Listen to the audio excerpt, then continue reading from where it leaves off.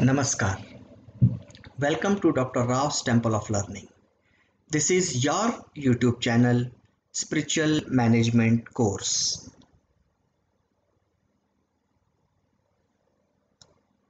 Today we are discussing a new discourse. This is my 17th small independent discourse presented to you entitled as Different Level of Observer and Observed, a Dimension of Spirituality. Yes, this is Dr. A.P. Rao, Vice President, Telecom Division, HPLI Private Limited, MIDC Ranjangaon, Pune, Maharashtra. Understanding through the course of spiritual management says that observer and observed are two words, though both are within each one of us only. When we carefully grasp and distinguish the difference between observer and observed at all levels, we become different in terms of knowledge of spiritual management. And we understand that the universe and the observer exist as a pair only. So welcome to this new 13th discourse. This is our own experience in the life that we cannot live without work. Either we do a physical work or a mental work at any moment of time. When we are not doing anything physically, our brain still acts, that is thinking, or works in the form of thoughts. Even in sleep, the part of our brain works and is engaged. And when we are without thoughts and not sleeping, means we are in meditation.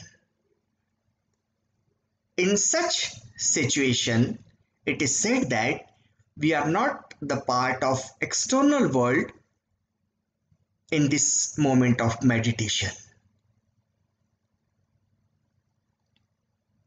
Let us understand what is the process of observation. The process of observation may be subdivided as 1. Observation of physical object through eyes. The second, the observation of thoughts through mana. Mana is a concept of life force believed to be seated in the head. And the third is the observation of mana through mind, that is brain or the brain analysis. Take a situation where an observer observes something. What sort of work is going on? Have you ever observed this sentence deeply to analyze who is observing whom? These observers and observed are different at different levels, although they are within you only.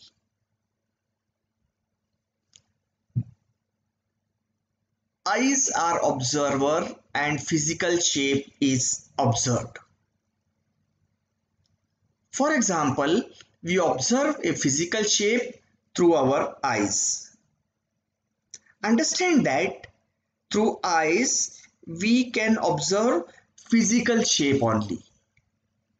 We cannot observe space, air or energy since it has no shape. We observe or identify space, that is sky, only in presence of clouds. We cannot identify space in absence of clouds. It means here eyes are the observer and physical shape is observed. Then next comes mana is observer and eyes are observed. We may take another example of thoughts to see who is observer and who is observed. Have you ever thought that how the thoughts are generated? The thoughts are generated through the stored information or a combination of information in the brain. For example, first thought of aeroplane is generated by the combination of thoughts through observing flying birds in the sky.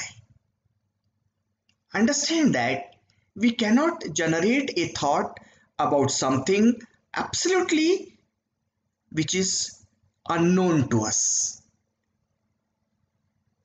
So here we say that the mana is the observer and eyes are the observed. So combination of information is necessarily needed to generate a new thought. The place where this combination of information prepared is only called mana in Eastern philosophy. So the mana is the observer and eyes are observed. This mana has no space in scientific deliberations, but in spiritual management, it is said that when thoughts are generated, we can observe by mana. At the next level, we can say that the mind is the observer and mana is observed. It means mind observes the mana. The mind controls mana where the thoughts are generated and decided to be implemented for the work or not. Sometimes a thought is generated in mana, but mind controls it for non-compliance. For example, I am angry to someone and wants to slap him, but I do not do this. So, in this case, mind is the observer and mana is observed.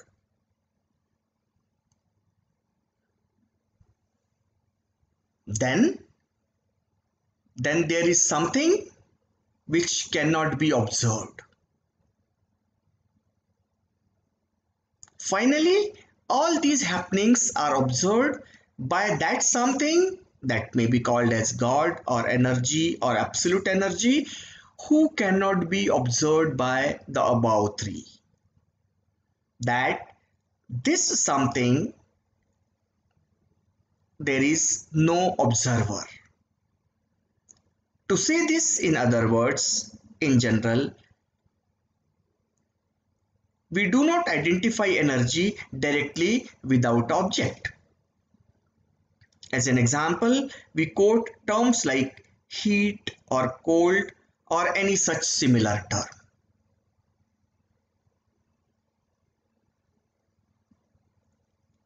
In an article published by Dr. Chopra and Keftos in September 15, 2019, they have researched and suggested that consciousness may exist in absence of matter. The consciousness may exist in absence of matter. Understand that the brain and mind are two different terms or things, and that a human mind fuses with cosmic mind at times. This is the research carried out by the Western people. They say that every particle in cosmos is governed, reacted and controlled by mind, and that the brain also functions as the mind indicates. I want to repeat that this research is carried out by the Western people. We note that Western science is coming more near to the Eastern mythology through such observations in scientific disciplines. And thus, we understand that there is a significance of different levels of observers and observed, which is the concept of spiritual management. As a concluding remark, we may say that understanding correlation amongst science, philosophy, and religion is needed to learn spiritual management approach of this spiritual management course. To sum up, the moment we start understanding the absolute concept of observer and observed, and that we are the part of energy as a single unit in the space, we become different in terms of knowledge of spiritual management. And then we realize that the universe and the observer exist as a pair. In absence of anyone, there is no significance of the other. So this is all for this discourse. Thank you very much. And as usual, I finish this discourse through a shloka from Ved. Om Purnamadaha Purnamidam Purnat Purnamudachyate Purnasya Purnamadaya Purnameva Vashishyate. It means it appears you can take as much as you want from the nature and still you will be left with as much. Thank you. Thank you very much.